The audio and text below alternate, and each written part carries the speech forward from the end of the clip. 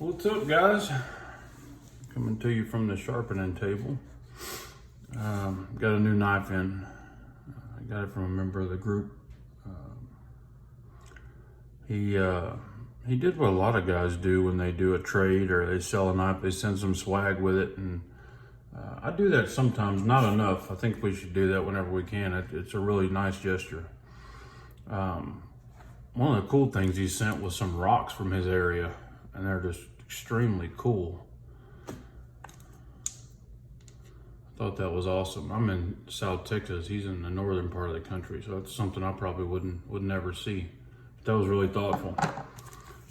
Deck of cards and a DLT mat, kind of a takedown mat.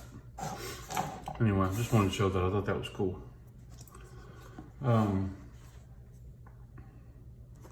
Let's see. Today we're looking at, as you've seen in the thumbnail, the large Sebenza 31. Chris Reeves, of course. And the same packaging he's had for several years, and it's really nice presentation on his part. He's a maker that I'm a big fan of this. Sends not only the tools to take down your knife, but the grease to maintain it, what he recommends you use. As opposed to these other knife makers, these larger knife makers that don't want you even taking your knife apart. I don't even see how that's possible. If you get fish guts and deer guts and whatever in your knife, you're gonna have to take it apart to get it clean. You're not gonna be able to get that shit out. Let's take a look at what we got. And I've already taken a peek because I couldn't help it. It's just too cool. How about that? The Sebenza 31. And of course, this is the predecessor to the Sebenza 21, which was an amazing knife, Hall of Fame knife in my opinion. And this one is almost identical, except it has some newer features, and it seems to run a little better than I bought a brand new Sebenza 21, I don't know, a long time ago. The action seemed really stiff when I got it. One thing they did to fix that issue was move the pocket clip off of the lock bar, and I believe that helped a lot. They, instead of having the same chamfer all the way around, they made a wider chamfer in the thumb hole, easier to get in here. One thing that always kind of amazed me is the late lockup that Chris Reeves has, but it works. I mean, you've heard 1,000 people say that the late lockup is not a bad thing.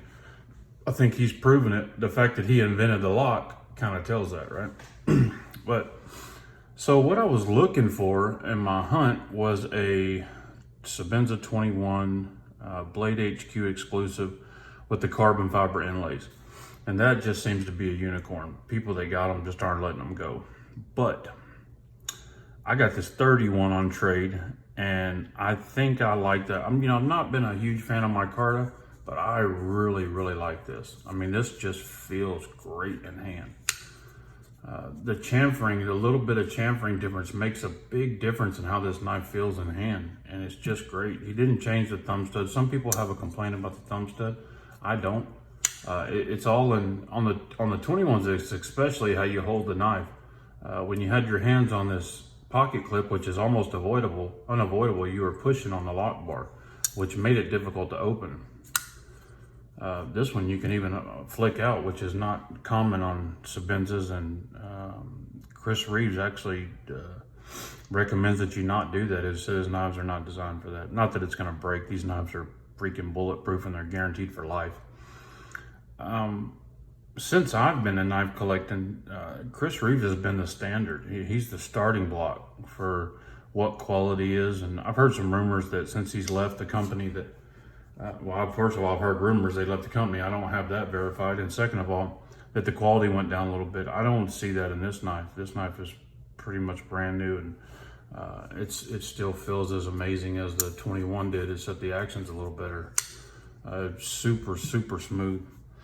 I'm over the moon impressed with it. I just really like it. I think it's a good looking knife. One of my complaints about micarta is I have oily skin. I live in a hot climate. So the micarta gets dirty. I know it's easy to clean with alcohol, but this black I think is going to do a lot better than, you know, some of the browns. I think the brown actually looks a little bit better, but I think this black is going to hold up a lot better. I just wanted to kind of do an overview, and I think every one of you here knows at least what a Sebenza is. And most of you know what the size is, but I'll put a couple of size comparisons up against it just so we can kind of see what we're dealing with. This is the Strider S&G ProTech edition. You can tell it's not called a large Sebenza for nothing. It's a great knife. The profile of it is just perfect. It's what I base other knives against. I love the shape of this handle, squared off. This is probably going to be right up there with the Sebenza before it's over, I believe. This company just doesn't hit the brakes when it comes to quality. They're killing it. But I don't believe it has the style, the look that I like, for me, as the Sebenza. But it definitely has the quality. And probably, if I had to admit, it functions a little bit better. Which you're talking about minuscule things there, because you can't find anything wrong with this knife. This knife is fantastic. It's the knife that the man that invented the integral lock, the frame lock, invented it for. I mean, that's what he invented it for, was this knife. And I think this knife will be around for our lifetime. I think they'll still be selling them. Because when you get something perfect right out of the box, it stays that way. And it's not like the style is going to go out of style. It's a perfect style. So anyway, Sebenza, Chris Reeves Sebenza 31 with black micarta inlays. Super awesome. Still awesome after all this time. All right, guys. Thanks for watching. Y'all have a great day. God bless.